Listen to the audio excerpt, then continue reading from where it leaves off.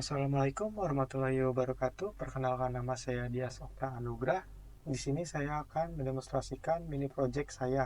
Di sini saya menggunakan metode regresi logistik. Penelitian saya ini berjudul prediksi kondisi mesin kendaraan berdasarkan data sensor menggunakan metode regresi logistik. Di sini saya mengambil data simulasi dari Kaggle.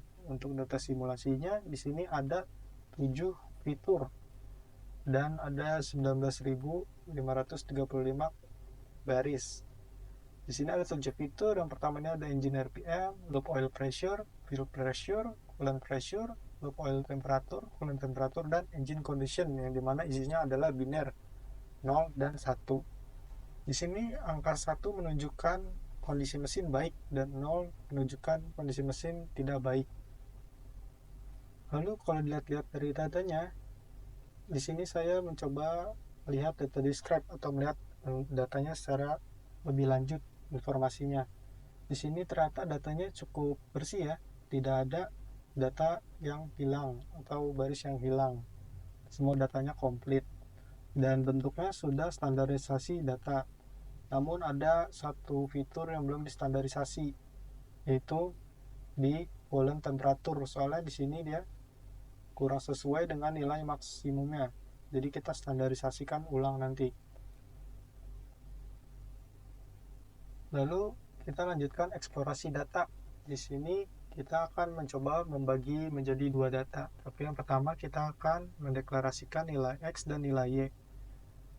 Di nilai X kita akan menghilangkan fitur engine condition karena engine condition adalah fitur yang akan kita tuju untuk memprediksi. Maka dia akan ditaruh di variabel Y. Lalu selanjutnya kita akan membagi data menjadi dua. Ada supervised learning, ada data unsupervised learning yang digunakan untuk data uji coba. Lalu selanjutnya kita akan normalisasi atau standarisasi data menggunakan scalar, standar scalar. Selanjutnya kita akan mencoba ngeprint ukuran data latihannya. Di sini ada dua ukuran data latihnya seperti yang bisa dilihat. Lalu selanjutnya kita akan membangun dan melatih model. Di sini saya menggunakan logistic regression. Maka yang saya import adalah logistic regression. Di sini kita akan bangun modelnya. Lalu selanjutnya kita coba evaluasi kinerja model setelah dilatih. Di sini kita akan mencoba melihat akurasi datanya. Kita melihat dari dataset yang sudah kita import tadi. Saya ingin melihat dulu apakah datanya sudah bersih, apakah datanya sudah bagus. Makanya saya coba lakukan untuk melihat akurasi modelnya terlebih dahulu. Di sini akurasi modelnya cukup tinggi, ada di 65%, dan confusion metricnya seperti berikut. Jadi ada sekitar 2000 data yang diprediksi kondisi mesinnya baik. Namun di sini ada kejanggalan. Kita lihat di laporan klasifikasinya, di precisionnya dia lumayan bagus di data kondisi mesin tidak baik, dan di kondisi mesin baik ada di 56% dan 67%. Namun di recall ini ada yang janggal. Di kondisi mesin yang tidak baik dia hanya 28% atau dikatakan kurang dari 50%. Ini ada yang janggal karena di sini dilihat datanya kurang baik. Namun di prediksi untuk kondisi mesin yang baik dia ada di 87%, cukup tinggi prediksinya, dan F1 score pun seperti itu. Jadi dari yang kita lihat ini ada ketimpangan data, atau si machine learningnya ini lebih malas atau lebih mencari aman. Dia akan memasukkan data yang lebih ke mayoritas, karena di sini mayoritasnya adalah si data mesin baik. Maka dia kalau ada data baru dia malas akan memprediksinya, maka dia akan langsung memasukkannya ke kondisi mesin baik walaupun akurasinya tinggi di sini 65%. Maka dari itu bisa disebut juga imbalance data. Maka dari itu saya akan mencoba mengatasi imbalance data tersebut dengan cara melatih ulang datanya menggunakan class weight balance. Sini saya mencoba untuk menyeimbangkan datanya supaya tidak ketimpangan data. Di sini kita seperti yang bisa dilihat, saya memasukkan class weight balance untuk regresi logistik. Lalu kita coba untuk latih ulang modelnya. Setelah dilihat hasilnya, ini di rekal di data yang 0 ini, rekal kondisi mesin tidak baik, dia ada peningkatan yang cukup signifikan, yang tadi dari 28% menjadi 59%.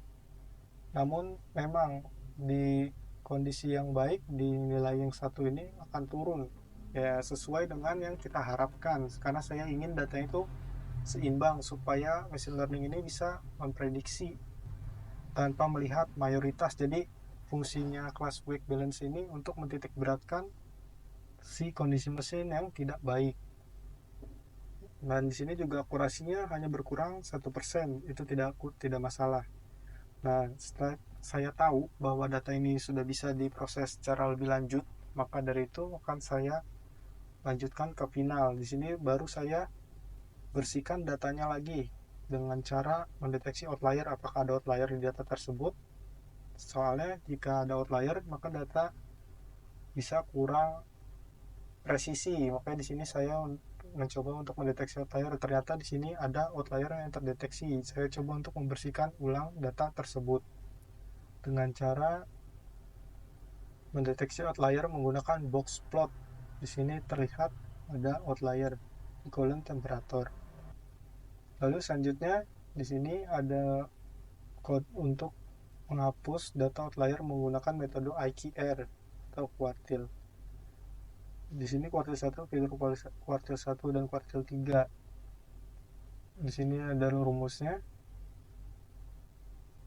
Lalu kita deklarasikan ulang data yang sudah bersih, data cleaned sama dengan data. Maka data cleaned ini yang akan kita pakai selanjutnya. Ini data yang sudah dibersihkan. Lalu kita coba untuk melatih ulang model logistic regression yang sudah kita buat tadi. Di sini kita pakai data yang sudah dibersihkan. Dan setelah kita latih ulang datanya, di sini lebih baik lagi. Rekal bisa menaik 62% dari yang tadinya cuman 59%. Ada kenaikan lagi. Di sini data semakin baik dan evaluation score tetap di 55%, precision di 50%, dan di data dan di prediksi kondisi mesin baik juga di sini masih di atas 50%. Maka dari itu model ini semakin membaik. Di sini saya juga memvisualisasikan data tersebut supaya agar mudah bisa dibaca dengan mudah. Di sini ada prediksi buruk dan ada prediksi baik. Ada sebanyak 672 data yang masuk dalam kategori prediksi buruk dan 1237 data yang masuk ke dalam prediksi baik. Lalu di sini juga ada visualisasi tentang tingkat kepentingan fitur berdasarkan koefisiensi model. Jadi kita bisa melihat atau melihat fitur mana yang sangat berpengaruh dalam model yang sudah kita buat.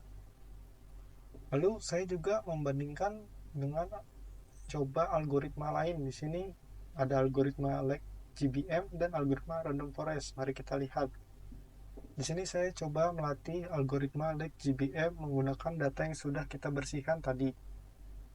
Namun ternyata pas dilihat datanya tidak lebih baik dari regresi logistik yang sudah kita latih tadi.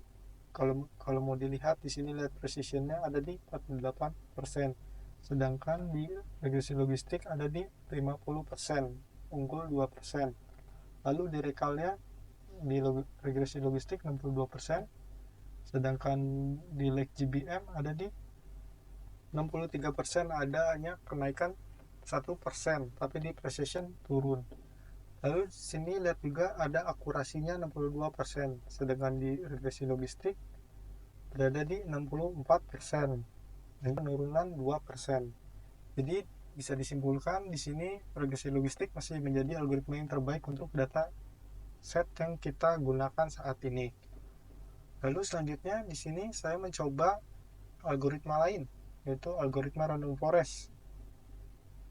Di sini kita masukkan juga data yang sudah dibersihkan dan menghilangkan engine condition karena kita tidak gunakan, karena digunakan di variabel tujuan. Maka kita masukkan ke variabel Y. Di sini kita lakukan pelatihan datanya, lalu kita standarisasi datanya lagi. Di sini kita bisa lihat datanya tidak cukup baik. Kita lihat di kondisi mesin yang kurang baik. Di 0 ini rekalnya hanya 33% dan F1 score-nya di 41%. Jadi bisa dikatakan metode algoritma random forest ini masih kurang baik untuk dataset yang sudah kita latih. Jadi bisa disimpulkan untuk dataset yang kita latih saat ini bagus hasilnya ada di algoritma regresi logistik. Jadi bisa disimpulkan algoritma terbaik untuk dataset kali ini ada di regresi logistik, yaitu dengan akurasi 64% dan imbalance data yang sudah kita atur ulang agar seimbang. Soalnya kalau kita tidak mengatur ulang imbalance-nya, maka datanya itu akan berat sebelah. Jadi walaupun ada data yang sebenarnya kondisi mesinnya tidak baik, karena machine learning-nya itu malas, dia akan melihat mayoritas. Karena di sini mayoritas data kondisi mesin baik banyak, jadi dia akan langsung memasukkannya ke dalam mayoritas, yaitu kondisi mesin baik. Mungkin segitu saja yang dapat saya sampaikan. Selebihnya mohon maaf jika ada kekurangan. Wassalamualaikum warahmatullahi wabarakatuh.